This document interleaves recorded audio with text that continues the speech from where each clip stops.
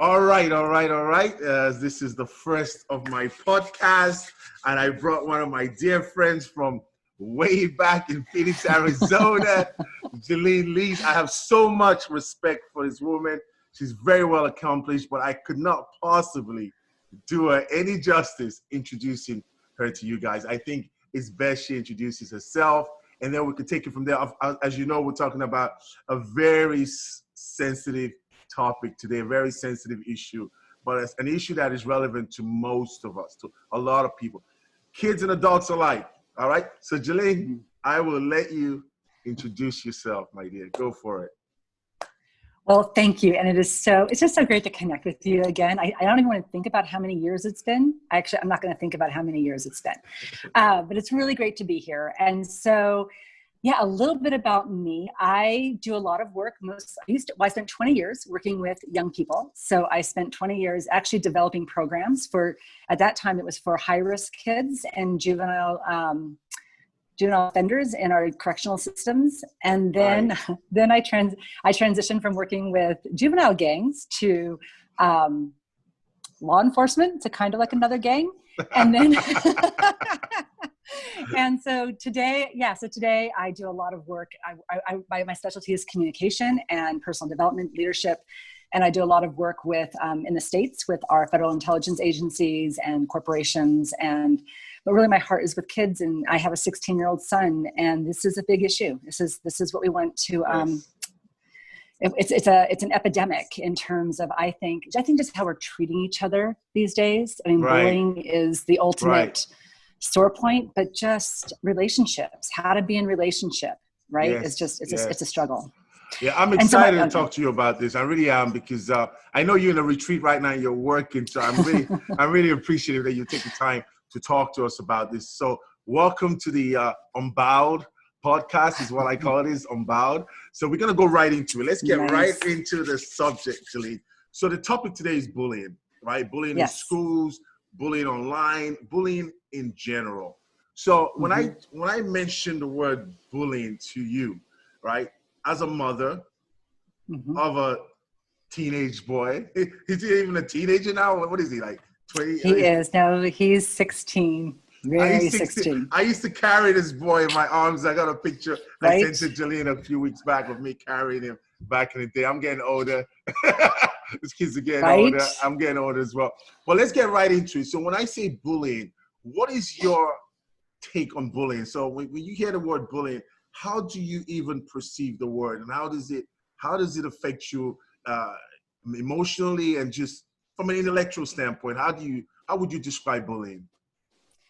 So interesting that you just asked that question, because I would have never thought about it from that perspective. But almost the immediate image that came to mind is boulders pouring down on top of me, like just crushing. Wow. You know, bullying is just when I think we crush the soul. You know, it's when someone tries to crush the soul of somebody else. Mm-hmm. That's I don't know but I want to know your answer to that. Like, how do you look at it? Because when it's funny you should ask that too, knowing that I just asked you that. But when I think of bullying, I see it as, when I think about it, I see it as an obstruction. That's kind of how I see it, as an obstruction. Emotionally, I see it as an obstruction. It could be an obstruction to me having a better day, or being the best version of myself, or being a happy person.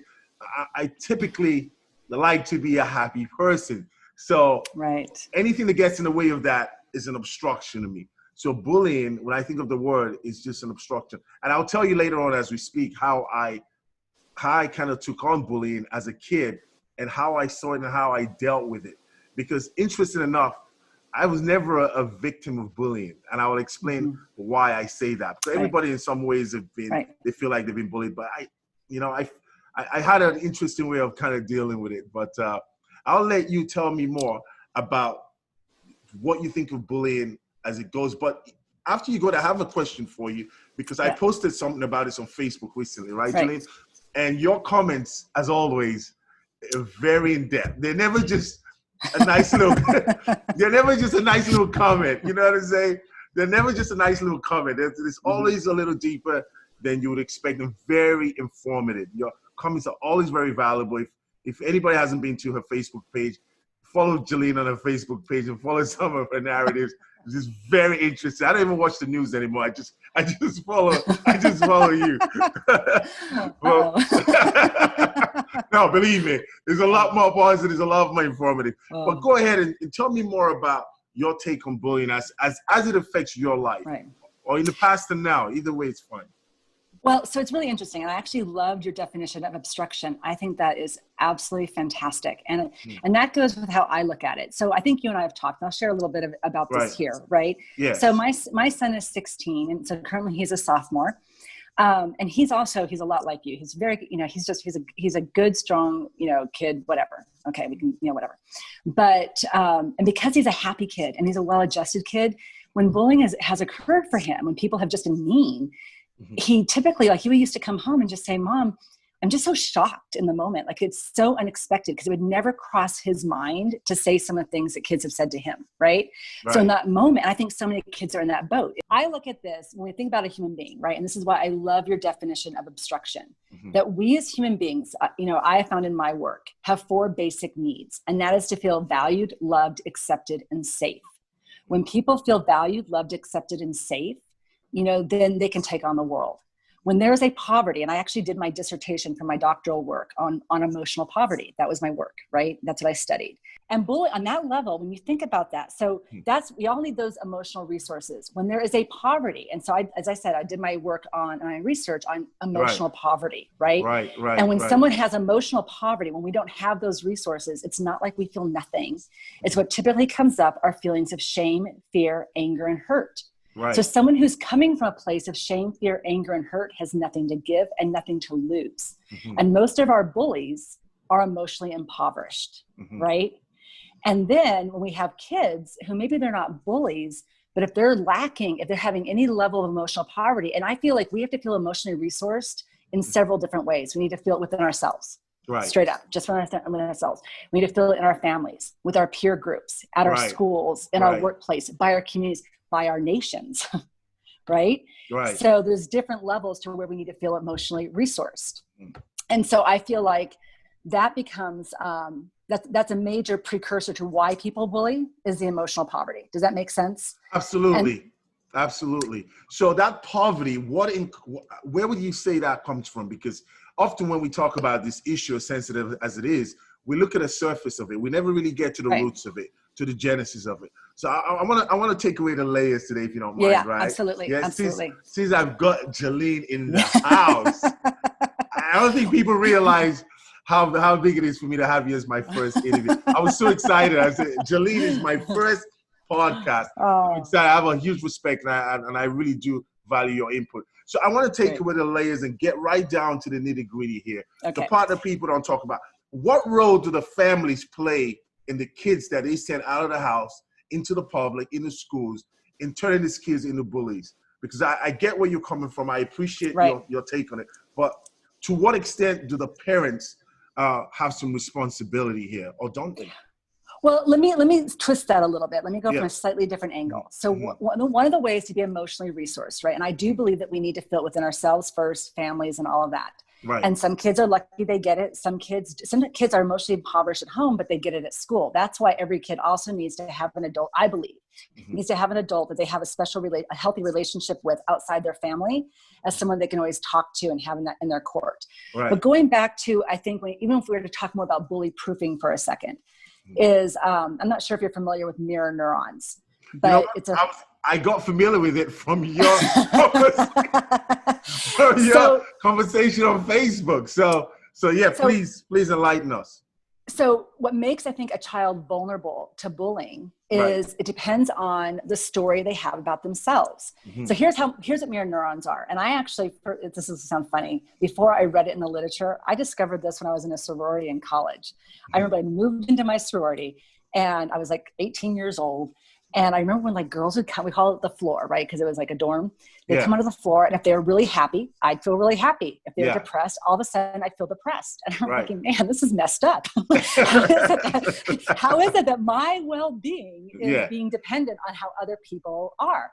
Exactly. So I actually made a conscious decision, which I think you've done, whether you realize it or not, Yeah. is I've always decided that I was going to be the energy that other people could feed off of, right? I wasn't going to be vulnerable to anybody else. Right. But now how do we get our kids to that point? And so that comes to knowing yourself. That's right. So I'm going to give it's better than story form. I'm going to give a really quick story about my son, if you don't mind. No, not at all. Please go for it. So when my son started high school, and he was a freshman, and he's a wrestler, and he had gone to this, before starting his freshman year, he had gone to this 28-day wrestling camp that was like 300 kids started, maybe 120 survived. It's really intense. So when he came back, it wasn't that he was scared of being beat up, because he was pretty much a powerful machine. He was actually more scared of hurting anybody, right?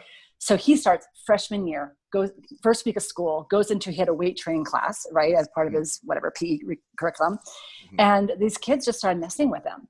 And he came home the first night, and he's like, Mom, I don't even know these kids, but they started messing with me and all this stuff, and I don't know what to do about it. And they put their hands on me. And he's like, that's my pet peeve. If someone puts their hands on me, that really grinds my gears. And, what do I do? And I said, what do you want to do? Yeah. Right.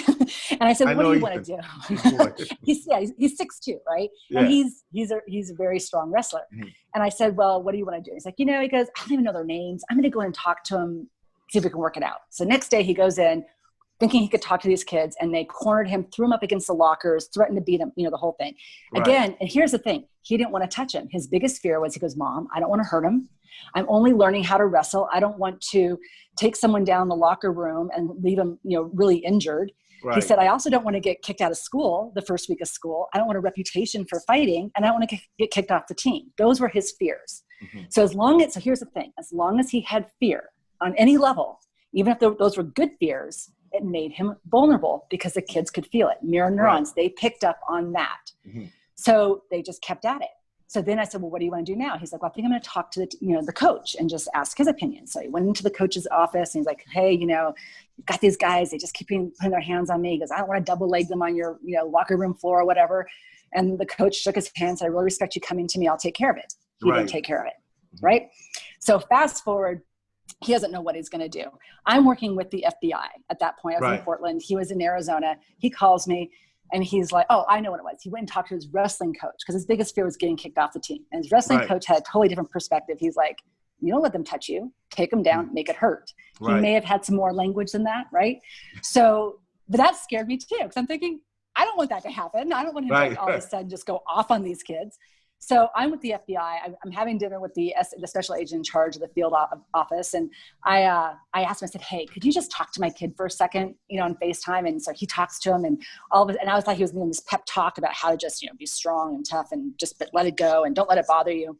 No, all of a sudden he's got the phone up on the wall, and he's showing my son moves, like how, I'm going, wait a minute, that was not what I was expecting either. So, but bottom line is, I get off the phone, or he gets off the phone, I talk to my son, and he's just hyped up, and he's like, Mom, he's like, my wrestling coach said I could take him down, and now the SAC and the FBI told me I could, if he comes at me, I can defend myself. And he's like, man, he's never going to touch me again. And I said to him, it's over. It's done. He's never going to look at you again. And he's like, what do you mean? I go, it's over. Now that you feel this way, that and you have the confidence, because you feel like you have these two different authority figures who've told you that you can, defend yourself.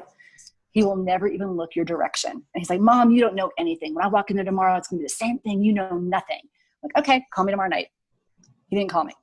I called him. And he's like, oh, Mom, I hate when you're right. And don't we always, right? And I said, what do you mean? He's like, I walked in there. His friend took one look at me and turned to his friend and said, man, he's going to kick your ass. And they turned away. 2 days later, the kids dropped the class. That's mirror neurons. My son was vulnerable to being bullied as long as he was afraid of something, right? He was afraid of hurting in his case, he was afraid of hurting someone, getting kicked out of school, being thrown off the team. As soon as he wasn't afraid, he felt like, okay, I'm going to defend myself. He just emanated it. He never had to say a word. He never had to do anything. The kids walked away and they dropped the class. And I think that's what we need to get to with our kids, right? So bottom line, how to summarize that, and that's mirror neurons, whatever story you have about yourself, whatever you think and feel about yourself, other people pick up on it. Right. And so if we really want to, quote, bully proof our kids, it's really about making sure they know who they are, right? And they have a really strong sense of self and identity. And that's the first step. And that's what, and it takes being emotionally resourced to do it. And it also means knowing who you are. Right. You know what? That's very interesting. I love that you told that story because there's so many questions I could have about that story. There's so many valuable lessons we could have picked up. And you know what? Like I said, the mirror neurons that you talk about, you mentioned it on Facebook, and the line you wrote on Facebook, I'll read it right from here. I'll quote J'Lien right there. Is that the story you have about yourself, and you just mentioned this, by the way, the story you have about yourself is reflected in the experience you have with others. Yes. Want to change your experience? Start with changing your story. Yes. I think that's God, that was good. I need to write that down too. You wrote that. You wrote that. It's one of those like moments. It is one of those moments. Like when you're in the moment, it's authentic. Right, and that's part of what I want in this podcast when we talk is the authenticity. You said that's a very profound statement. As you know, I work with kids now, right? I put out programs, I design systems for schools to help kids build their self-esteem and face issues like bullying. I think it's important to know your story. I did speaking events with adults and corporations and businesses and retreats about knowing your story. And when you talk about here, you says, the story you have about yourself. Right. And what creates a story, I think, is based on your experiences, right? Where does the experiences start? It starts from home, right? That's what determines it. So you said a statement earlier that I want to catch on to real quick. And I was always like, you know what, I hope I remember it because as I'm getting older, my memory seems to be more fleeting. I'm still in denial. I'm still in denial that I'm getting older, but when my memory starts flying all over the place. But here's the thing. You said that, you can, if you want to be able to control the experiences or how people react to you, you have to have a positive energy, or you have to be able to control your own emotions. Now, my question is this. Do you control your emotions for you or in preparation for how others will react to how you behave? Is it a question of being the captain of your own boat and being in charge of who you are, regardless of how other people react to you? Because there's a distinction there, right? You can be positive and say, okay, today I'm going to be positive because I want other people to be positive. How about today you're positive just so that you feel positive? Because this mirror neurons that you're talking about, you can't fake it. If you fake it, it doesn't work. Correct? Well, absolutely. You can't pretend, you know what, I'm confident. I'm going to go out there. I feel confident because mom said I should be confident. I'm going to go and it's going to change. No, you have to truly be confident. You can't act confidence. You know what I'm saying? Correct. You can act like in the movies, but you have to be it for it to, in real life, you have to be confident. Yes. Well, so there's two things that I would say to that, and of course I'm losing my. So why did you mention memory? That's just so wrong. So, the one part that so first of all, when you talk about confidence, right, and I'm going back to the home, and this goes back on a lot of different levels, right? Is that when people have to know who they are, and I actually think, so I'm in the U.S. I think you're in Canada, which I think might be a little bit of a kinder, softer. Yes. So a couple of things. One is that you have to have real confidence in yourself. And that actually starts with even having what I would call, pride, right? And sometimes pride's a bad word. And I think pride becomes a bad word because there's two types of pride, right? In my opinion. And this even goes back to on cultural levels and different things. Right. Authentic pride and false pride. Right. Authentic pride is when you know who you are, right? You're really proud of who you are. That's right. And it's just you. And you know yourself so well that you actually are so confident that you are not threatened by anybody else. That's culturally, religions, different differences. Nothing phases you because you know who you are. False pride, which I think a tremendous amount of people suffer from, is when you say, I'm proud to be white or I'm proud to be black by comparing and competing with others and putting others down. And I think we have a tremendous amount of false pride happening, right? Where I'm proud to be this because we're better than them. Right. We're better. And then once we say we're better than, then it leads to the bullying and to the negative behaviors. I mean, if you look at, even going back to what I think is rooted in bullying is prejudice, right? And there's 5 levels of prejudice. The first level is just when we start name calling. The second we name call, we dehumanize someone, and that disconnects us in the relationship. The moment you dehumanize the person you're talking to, you are no longer connected. And then we start to avoid, and then we start to act out on it, right? Absolutely. And so if we want to stop bullying, I think it's really about stopping with the name calling. But I don't want to jump ahead. I think that having that authentic pride, and that becomes the key when you talk about going back into the family. How are families teaching kids to really feel proud and confident in who they are? And that always starts with values. And I always feel like when I work with organizations, I'm like, my thing is you need to have at least 3 core values that are non-negotiables. But a value is only as good as the expectations of behaviors. So what does it look like actioned? And I think we should be teaching values, on a really deep level, not just say, hey, we respect people. That's our value as a family. That's right. Because if you don't talk about what that means in practice, and also a value is only your value and only a core value, in my opinion, if you're willing to show up that way, even if you don't get it in return.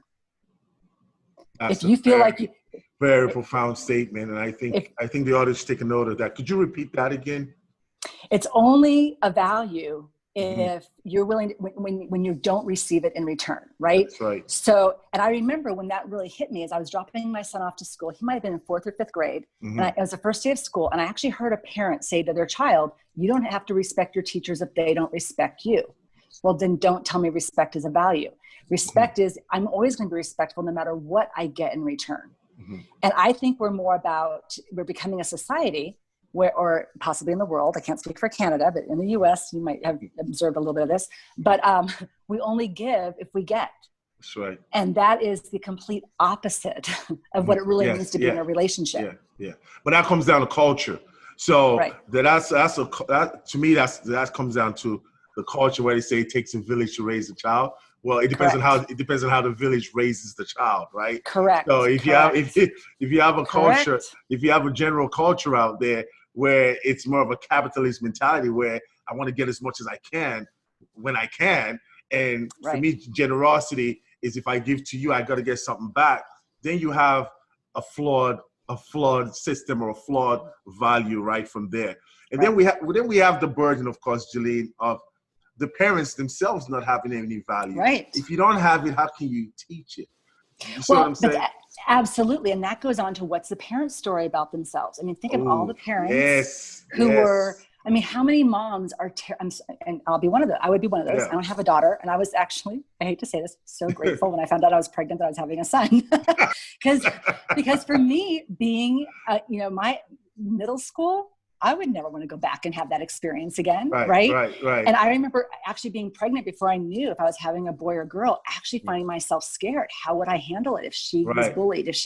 And I think a lot of parents indirectly project their insecurities onto their kids almost defensively. So I think sometimes we not only project and we anticipate, but then we also make them more defensive than they need to be before they even had a bad experience. I like to make people repeat profound statements. You understand what I'm saying? Could you repeat that? Could you repeat that? Guys, J'Lien is a good friend of mine, so you can see with our conversation, there's going to be a lot of joking around. And I want to put her on the spot. I'll help you out. I'll help jog your memory. The age thing is kicking in there. Right. Oh, my. Wait.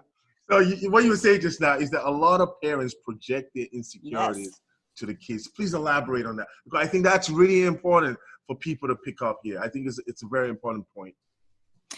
Well, and I think most parents, hopefully most parents, and not just me, but I'm not the only one who's ever had this experience, but I remember especially like when my son would come home, and even when you talk about bullying, I think what we're talking about is how to even address it to begin with. When he first had an experience, maybe in first grade with something, right? I just, as a parent, you don't want to see your kids hurt. I mean, we feel it's like they hurt, but man, at least for me, I feel like I feel his hurt 10 times more. Right. And then we get defensive, protective. It triggers all of our stuff. That's right. All of our past. and then we operate from there. If we're operating from our past and we go back to being that 7-year-old kid, the 12-year-old little girl, whatever it is, that's a risk, right? Because then that's not our strong, healthy place in parenting. Then we're a 12-year-old daughter, or we're a 12-year-old internally trying to then mentor our 12-year-old who's being bullied. And sometimes that could be a combustible, that I can't say the word today, but you know what I mean? It doesn't work, right? So we have to be really careful that we're not projecting our own histories onto our kids. See, a lot of parents actually believe that in some cases, the parents that they know they had a fractured past in dealing with bullying, right? They recognize that. They say, you know what, it's affected my life in a very negative and visceral way, but they want their kids to do what they couldn't do in defending themselves. Like some parents feels like they should have stood up for themselves. They should have punched back or physically hit back. So what they do, right, if their information is flawed again, they want their kids to repeat the mistakes that they didn't even make. If you know what I'm saying. Like they didn't hit back, so they feel as though the kids should now do what they couldn't do for themselves, and they put that pressure onto the kids. So it really comes back to being informed and really getting the right values in place right from the start. Please go ahead. I want to hear your thoughts on that. Well, and so if we're talking about parents, right? And I'm not saying that I've done everything right. You know, I haven't done everything right. In fact, I think my son has turned out because I have. It's like, and I'm not afraid to tell him, okay, I just screwed up. Yeah, and Mom, I know you just screwed up. Let's talk about that. But what I also think is that if we can have more parents being aware of what our own insecurities and vulnerabilities are, and then recognize that we actually can create a healthy village for our kids. I know that when there were certain things where I just knew that I wasn't equipped in, I would seek out people to then mentor my son in those areas, right? And I don't know that we do that consciously enough, right? I think sometimes we feel like our own family unit in the Western culture is enough. But part of really, I think, healthy parenting is recognizing, man, okay, I had the worst middle school experience. I know I'm going to get triggered if my child does. Well, then seek out people who didn't and connect your kids to those folks. Does that make sense? That we can actually ask for help. We don't have to be so independent. We can actually ask for help in our parenting. Yeah. But we live in a culture where everybody pretends to have it all together. So that's a tough one. I mean, I used to live in Scottsdale, Arizona, and everybody's perfect there. And I'm sure it's the same in most cases. I pinpoint Scottsdale because I live there, but I'm sure it's the same in a lot of places where folks like to, give the impression that they have everything together. And J'Lien, again, you make a really good point where if you need help, ask for help. Ask for help. Because the consequences of not asking, it could be a lifelong detrimental effect on your lives or your family's life. Well, and let's go back to, again, this is going back to parenting. Most parents want to be seen as the hero to their kids. And so I think some people have that insecure thing. Well, if somebody else, like if I turn my son over to Amen and he starts worshiping Amen, which he would worship you, well, that means I'm less than. No, that means that you love your child, right? Like find those resources, find those folks who can give your child what they need. And I just wish that more parents would think that way. And it doesn't necessarily have to cost money. It's relationships. Look at your circles and say, hey, go talk to this person. I've always been, since my son was younger, really respecting his relationships with other adults. I mean, I'd screen the adults, by the way, but, and then say, that's your relationship. I want you to be able to, if there's anything you can never talk to me about, have someone else that you can. I just want you to be able to have the conversation. It doesn't have to be with me.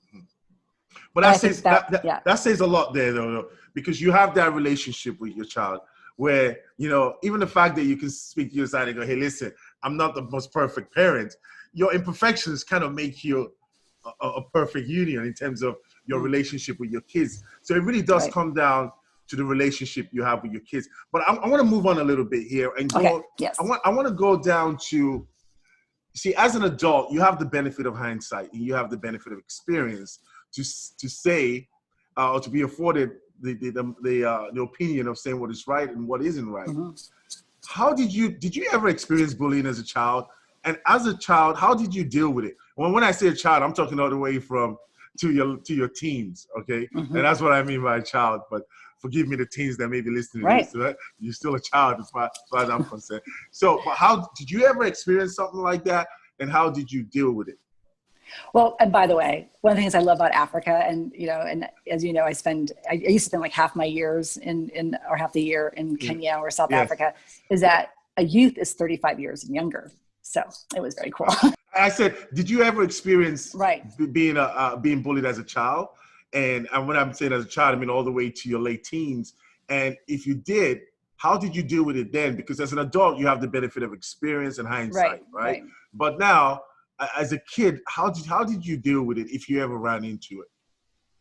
So it's really interesting because I don't know if I would I think now I would call it bullying, but I used to ride horses, hunters and jumpers. And I actually left home when I was 13 and I had 4 different legal guardians before I actually turned 18. And one of my first legal guardians, she was, a really well-known trainer. I moved in, lived on her ranch in Nogales on the border of Mexico, went to Nogales High School, where at that time I was actually one of maybe 5 white kids in a campus of 3,000. And it was a really, so there's a lot of different levels of experiences that I had there. But the school was great. My trainer was really difficult. She had one of those mentalities of break a person down and then they'll try harder. Break, which I think a lot of coaches, a lot of teachers still have that mentality. If I break you, you'll work harder. So for instance, when I'd win a class, she'd say, well, what's this? Instead of being like happy, like, hey, congratulations. It was like, what's the satisfaction being the best out of the worst, kind of thing. Wow. And so that didn't work for me. That works for some people. That can be a very strong motivator depending on your personality type. It crushed me. Crushed me. And I would say it took a really, really long time. I don't know how I actually, because for me, it didn't work. I didn't get stronger. I got weaker and weaker and weaker. And it wasn't until I really got passionate about social justice and got involved in some social justice issues where I really found out who I was and rebuilt myself again. But there were a period, that crushing, constantly hearing the negative. And so we talk about bullies at school, but I think going back to what you're saying about the family, how do parents talk to their kids? A lot of people grew up in that hardcore way. You hear this, fathers who are really tough on their sons or whatever it is, thinking, well, I'm going to make him into a man. Okay, so how are you making that person into that man? What are you saying? And what is your definition of a man? And what's your definition of a man? And I think in our society we have some fine lines. There's a really interesting book called so I lost my mind again. I think it's The Coddling of the American Mind, I think is the name of the book. And it argues that instead of creating resiliency today, which we need to have resiliency in order to overcome bullying, we're actually creating fragility in our kids. And the way we're set up today, right? Starting at the home all the way through school. And I think this is a really important point for bullying because here's the thing, and I was working with kids back in the early 90s where we were talking about self-esteem and, you can't give somebody else self-esteem. We have all these self-esteem programs and all these things, but that has to come from them. They have to, what we have to do is provide opportunities for kids to be able to make choices, decisions, and own them and own their successes and failures. That's how you get resiliency. We are so overprotective. We heard the helicopter parents. Someone told me yesterday about the lawnmower parent who tries to mow the lawn so that in front of their child so they have no obstacles at all. Well, that's just going to create a fragility right there. How can they deal with anything? How will they be able to deal with somebody who comes at them? And so I think we have hard parent. Sometimes there's that hard parent who is the bully, or the mentor, the coach, who's the bully. And then we have the flip side, which is the person who so wants to keep their kid from ever feeling pain, like pain's a bad thing and struggle's a bad thing, that they try to mow the lawn and then their kid can't stand on their own 2 feet. That's right. That's a really good point. I had a comedian say once, self-esteem means self-esteem. There's a reason why it's got the word self in there. You know what I'm saying? It comes from self. And he joked about it, but it had a good message in there too. And you just kind of touched on that a little bit. You said, I'm going to flip the switch a second, because you said that you were never really bullied as a kid, right? Like so I want to hear about you. Like how did you deal with adversity? And what were your tools that you had, obviously from a young age? Yes, that's a great question, and I'm going to answer in a second here, J'lien. I have a couple of questions I'm going to ask you after I do, but let me not make you get away with that. 'Cause we're both struggling with the whole memory thing. But as a kid, I'm going to take that on first. As a kid, I'm a big guy. I've always been a big guy. I don't remember ever being a skinny kid, So I was always a big guy, and but I was raised by parents that were very present in my life. So, but I also appreciate not a lot of people had that childhood.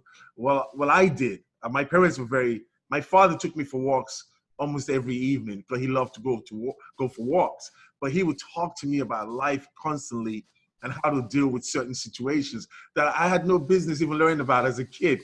But he was already instilling that in me. And he's created who I am today in a way. Both my parents have, because they both did it in their own ways. And I'll give an example. I remember when I was a kid in school, as soon as I went to any new school, I immediately became popular because I was good at sports. I was just very athletic in any sport. So, well, apart from hockey, but in any sport. That's so ironic. But I was good at any sport, so I immediately became a well-liked kid. But I was also a well-liked kid that had a good heart. I recognized that even then I knew I had a good heart. I had a really hard time seeing people get bullied, right? And I knew what bullying was. For me, my definition of bullying, really in plain words, is when you put someone down, but on a consistent basis. That is bullying. If you do it one-off here and there, you're just having a bad day, and you just maybe not the nicest guy. You just had a bad. But if you do it consistently and to the same person, by definition, that is bullying. Right, absolutely. You're making that person's life a living hell. Well, I had a special disdain for that. And I would I was willing to trade my popularity for that. So I got in fights for bullies. So yeah, I really did. So that was the interesting part. I remember it very well, and my friends can vouch for that knew me well. That I would get in fights after school, but they were never my fights. They were always fights for someone's lunch in East London. I grew up in East London, in Forest Gate, East London. And at some point, if a kid was getting bullied in the school, I would be the guy that would stand up and say, what do you think you're doing? But I had the personality that was nice, but I also had a personality that was willing to stand up and fight. And I don't see that a lot with a lot of kids, and probably because they don't have the size. I was confident in my size. I had a hard time believing anybody could beat me up. So that confidence put me in that position, So you just reminded me what I forgot earlier. I mean, literally, it's your fault. I would have never had this memory loss if you had not brought it up in the beginning. So it's total. You put it out there, and now it's all yours. I'm the victim. I am now the victim. But what I was going to say earlier, when you mentioned being positive, right? Well, here's the thing about the brain, and many people know this. If you've ever studied mindfulness, you know this. The brain cannot feel gratitude and hate at the same time. You can't feel love and hate at the same time. So this is where everyone can take this on themselves. When you said you have to choose to feel good every day. If we really want to get down to how we control our own story that we have about ourselves, it starts with controlling our thoughts. This is easier said than done. I can tell you how I fail at this every single day. And it's easier. But we can't hate and love at the same time. We can't feel gratitude and anger at the same time. The brain doesn't allow it. So the first choice that we have in life is to choose those thoughts and choose how we feel, and then to work that. The challenge is that our brains are wired for what's called negative bias, which means that we have been, it's probably back when we were hunters and gatherers roaming the planet. That's right. When everything could kill us, that our brains are wired to seek out and actually trust the negative more than the positive. And that's why people even gather around. That's why bullies tend to have big circles around them. People trust the negative. They go to the negative. They're drawn to the negative. They'd rather talk negative because our brains are wired for this negative bias. But the second we have that negative thought or we have a negative conversation, it always sends us into a downward spiral. And the research shows, like especially in organizations, it can take up to 5 positive pep talks to get someone back up to neutral to where they can engage. Same thing for kids. They have a negative experience, they go into this downward spiral. It's going to affect their grades, their performance in sports, everything, because it's going to take 5 It takes at least 5 experiences to compensate for that one negative. Interesting. And then if they're having them over and over again, as you just mentioned, right, that if it's a consistent over and over again, that's where I think when you first asked me what was my definition, I saw like the boulders, my visual was a boulders just crushing. It's crushing. Our negative bias gets triggered. We start to believe the negative that's being told about us versus the positive. It's harder to access the positive thinking in our brain because we trust it, we're hearing it, it's being told to us, and then we're absorbing, and then we're living it. That's right. And we become, in a way, that person that people are telling us that we are. Does that make sense? It makes absolute sense. It reminds me a lot of the cognitive behavioral therapeutical mindset, which is from thoughts to emotion to action, right? And, it goes back to, again, making the decisions. Like you say, you decide to be positive. I feel like I've decided to be positive so much that I'm pre-wired to wake up positive. Right. I have to decide to be negative because I'm preconditioned to be positive, which takes me to the point of if you deciding not to be positive is actually a decision in and of itself. Not making that decision to take no decision is a decision, if you understand what I'm saying. Right, absolutely. You know what I'm saying? Well, that even goes back to, and many people have probably read this book, but there was back during the Holocaust, there was a man named Dr. Viktor Frankl, and he wrote a very small book that you can read in an hour called Man's Search for Meaning. And he was the one who found the distinction between animals and humans, right? Okay. I have it behind me right here. The one thing that separates us from animals is our ability to choose. Because he found, now you don't have to read the book, I'll tell you in a nutshell, no one has to read the book, is he found out that people who are relatively healthy under the conditions in the camps were dying. And people who should have been dead based on what happened to them were living. And when he talked to those people, when he found out those people who are relatively healthy and dying, they had lost their will to live. They had no will. They had just given up. My family's dead. My kids are dead. They had no will to live, and they just died. Yet those people who should have been dead, they've been tortured, had horrible things done to them, and were living, were like, they're not going to get away with this. I'm not going to let them do this to me. They're not going to own me, right? So that's the choice that every human being has. It's interesting. This is a weird analogy. There is a reason why you don't see people beating up dead bodies. They just don't. And the reason why is that the person's dead. The only reason why someone wants to bully is they want to get inside the head. Whether it's physical or mental and emotional bullying, it's to affect the person inside. And we do have a choice of that. We do have a choice on how we interpret it and how we respond to it. You know what, J'lien, I have never heard anybody proudly say that they're a bully. I've never heard a bully self-recognize themselves as a bully. And I wonder why that is. If they're so proud to be the big man in the room, but they never liked the label of bullying. That's a very interesting thing. Nobody wears a hat going, the bully. Well, but that also goes into, I think, some of the group bullying that happens, is that a lot of people, and this goes back to your self-identity, is that I think people, that goes back to, like, if you have authentic pride, you never need to bully anybody. If you have false pride and you're comparing and competing, saying we're better than those people over there, therefore then we don't keep it just there. We don't just say we're better than those people. All of a sudden then we're putting them down. That goes into the verbal bullying. And then we act on that. Once we've dehumanized someone, we can act on it, right? We take it all the way. And so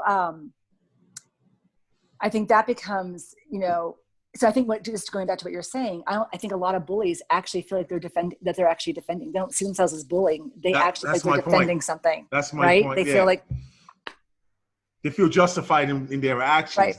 They feel like they're saying what nobody else can say. They're the bright ones. They're the strong ones. So you can't help someone that doesn't think they have a problem. Right. So you have to go back to why they feel like they feel justified in making somebody else's life miserable. How could you possibly feel justified in doing so? Right? Well, and let me, can I just jump in with something else that's just on my mind? So one of the things, and I think my law enforcement clients call it spectator syndrome. We have a culture now where we're actually not supporting each other. And so I'll just go back to another story of my son. He changed schools from 7th grade to 8th grade because he had a friend who he went to school with up through 6th grade, who was one of his best friends. And they went to separate middle schools. And his best friend was bullied horribly in 7th grade. And this is a child who is if he got to know you, like my son would say, he's the funniest person he's ever met. Like he just loved this kid, right? Because he's like, oh my gosh, if you just get to know him, he's so funny, he's so great. Right. He was a little bit on the spectrum, really introverted, had just been diagnosed with diabetes. And so because of his hormones, they couldn't get his insulin right the first year. So he was falling asleep in class. He was a target. Mm-hmm. He would call my son and talk about being so depressed. And his parents went through a divorce.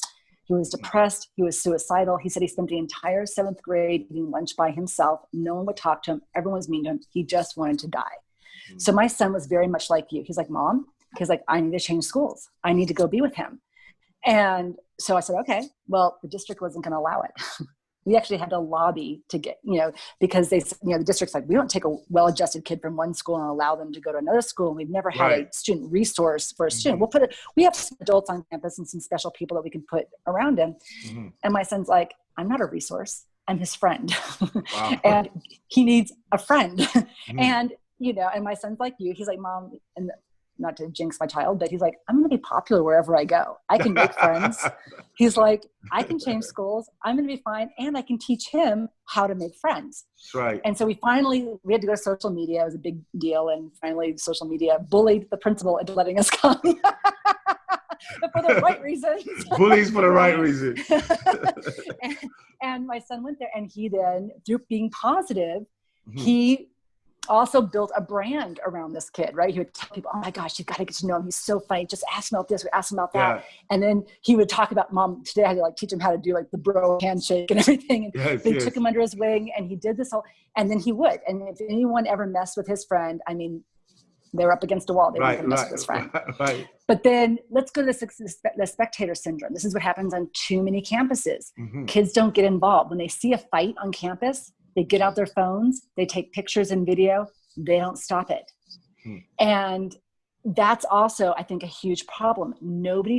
Think about everything that's been happening. People want to watch, cheer on, egg it on, which is also bullying behavior, instead of getting involved and intervening.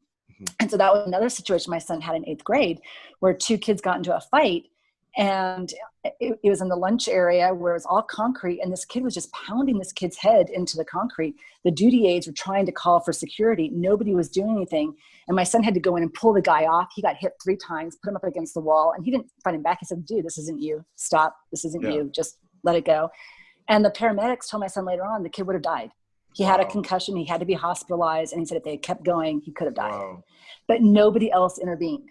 We have this huge spectator syndrome going on, which emboldens the bully because they know no one's going to do anything about it. Yeah, and so I think they'll take the time to stop and pull their phone out to get some footage for Instagram and social media.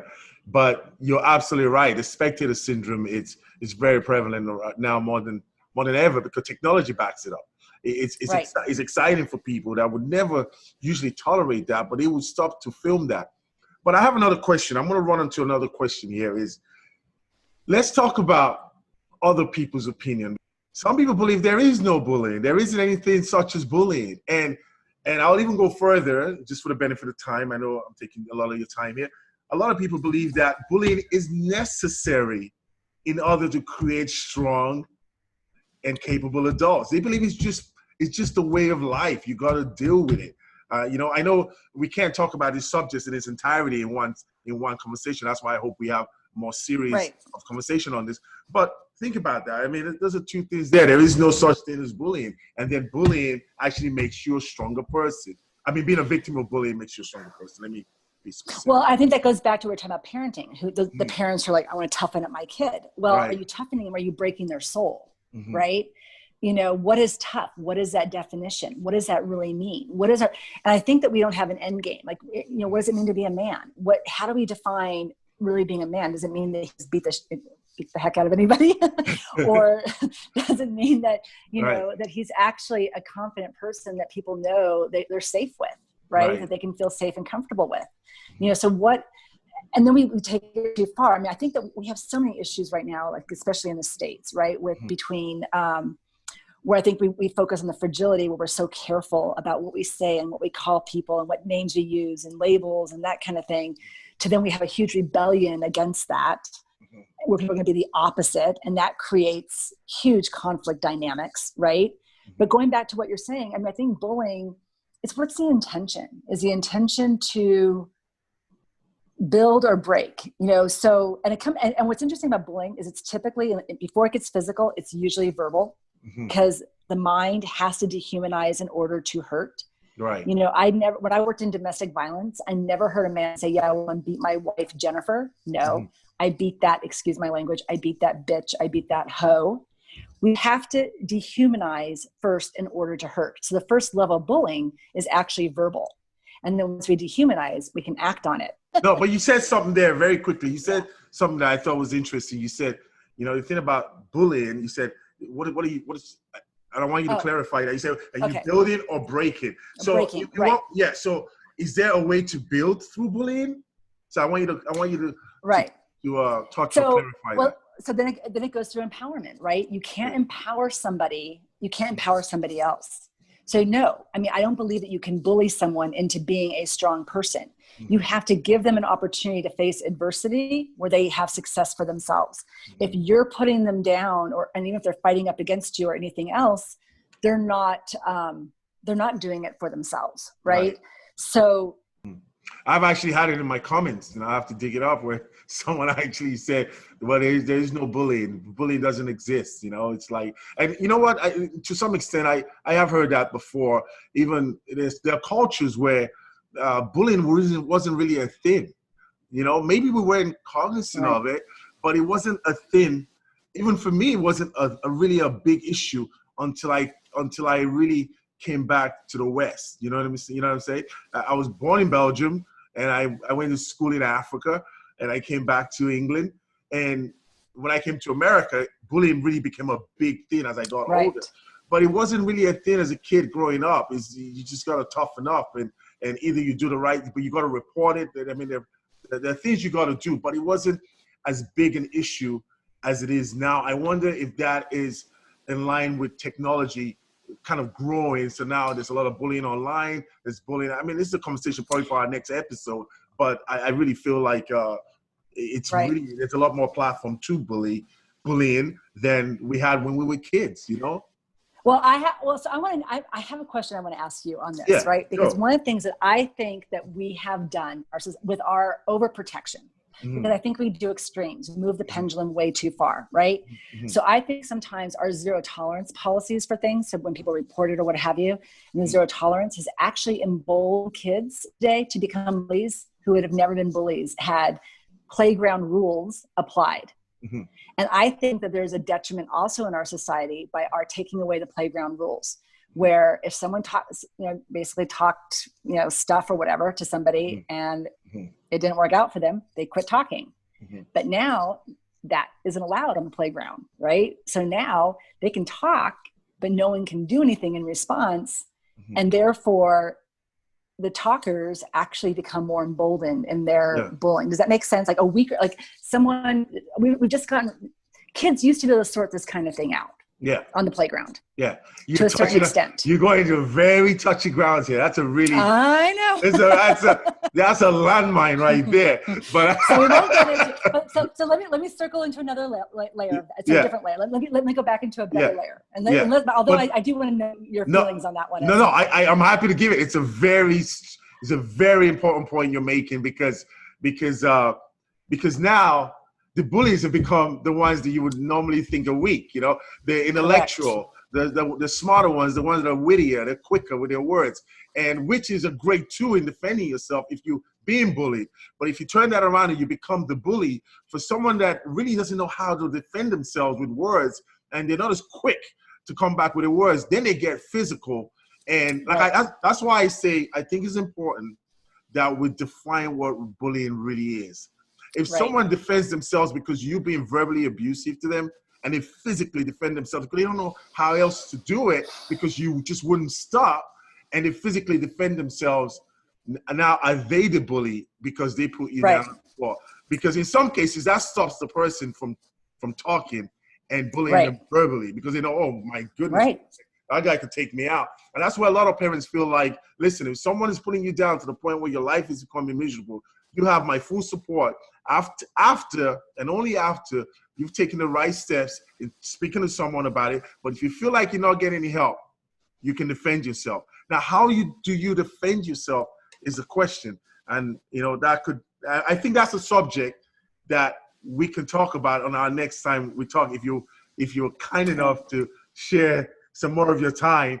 And I want to talk about solutions. We talked a lot today about the issue, about the problem, but I really would love to give people a chance to ask you questions about a lot of the conversation, a lot about what we talked of today, but also I want to focus on solutions on this issue, because it can be managed. It can be, but we have to identify what we're trying to manage. I don't feel as though we've gone deep in. Please go ahead while we try to circle. So, but you know, one thing that's just a cultural difference that I think is really important, and I think this is I find this very different. That this isn't a solution necessarily, but it's a difference. And I think it's something that we should take into consideration. Is in the U.S., in the West, we tend to focus on what we want to say and leave the relationship up to chance. Whereas I find in Africa and in a lot of indigenous cultures, people, I call it, they lead with the relationship. They're so conscious of the relationship and how that person's going to feel that sometimes they're not really clear. They're not as clear. Like when I worked in South Africa, you know, after apartheid ended, I would train police in South Africa for 6 years. And I went into some very dangerous places. And I would ask people, hey, is it safe for me to go there today? Well, if I asked if it was safe, oh yes, of course it was safe. Okay, so then I learned, well, maybe that wasn't the right question.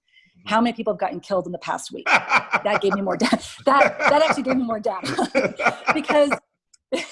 because in Africa, especially, I found throughout Africa that I've worked, whether it's Congo or South Africa or Kenya, Uganda, people never want to hurt your feelings. I mean, they're always sensitive, and they would never say no. They would say maybe. Like I would say, well, is it okay for me to go here?